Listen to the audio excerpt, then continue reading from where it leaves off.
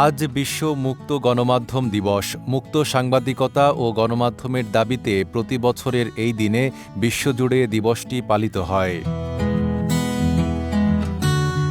বিশ্ব মুক্ত গণমাধ্যম দিবস উপলক্ষে সাতক্ষীরায় অবস্থান কর্মসূচি পালন করেছেন সাংবাদিকরা। কেন্দ্রীয় শহীদ মিনারের পাদদেশে আয়োজিত এ কর্মসূচিতে মুখ ও চোখে কালো কাপড় বেঁধে প্রতিবাদ জানান তারা।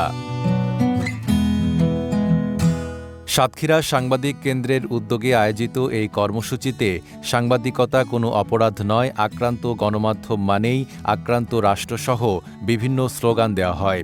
বক্তারা সাংবাদিকদের বিরুদ্ধে দায়ের করা রাজনৈতিক মামলা প্রত্যাহার এবং কারাবন্দী সাংবাদিকদের নিঃশর্ত মুক্তির দাবি জানান।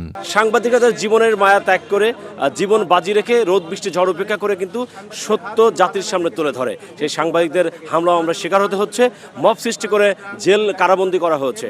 তো সেখান থেকে আমি চাই, যদি এদেশের এই রাষ্ট্রের সার্বিক উন্নয়ন যদি চিন্তা করা হয়, তাহলে অবশ্যই সাংবাদিকদের লেখার স্বাধীনতা দিতে হবে, বাক স্বাধীনতা দিতে হবে।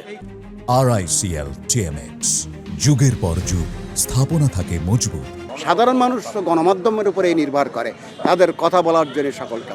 সেই পথটা যদি বন্ধ হয়, তাহলে দেশের অর্থনৈতিক উন্নয়ন বলি আর রাজনৈতিক উন্নয়ন, স্থিতিশীল উন্নয়ন কোনোটাই সম্ভব না যতক্ষণ পর্যন্ত গণমাধ্যম মুক্ত না হবে, স্বাধীন না হবে। তারা বলেন, সত্য প্রকাশ করতে গিয়ে সাংবাদিকরা হামলা ও মামলার শিকার হচ্ছেন, যা স্বাধীন সাংবাদিকতার জন্য বড় হুমকি।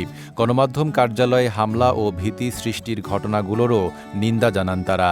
সাতক্ষীরায় অনেক সাংবাদিক নিগৃহীত হয়েছে, নিপীড়িত হয়েছে, অনেক সাংবাদিক আজও জেলখানায় আছে। আমরা সকল সাংবাদিকের মুক্তি চাই এবং তাদের এই সংবাদপত্রের স্বাধীনতা চাই, সাংবাদিকতার স্বাধীনতা চাই। আমরা যেন মুক্তভাবে লিখতে পারি, আমরা যেন বলতে পারি, where there is freedom of speech, there is freedom of thought. কর্মসূচিতে বিভিন্ন শ্রেণী পেশার মানুষ সংহতি প্রকাশ করেন। বক্তারা অবিলম্বে মিথ্যা মামলা প্রত্যাহার এবং গণমাধ্যমের স্বাধীনতা নিশ্চিতের আহ্বান জানান। নাইম আরাবী, ঢাকা পোস্ট।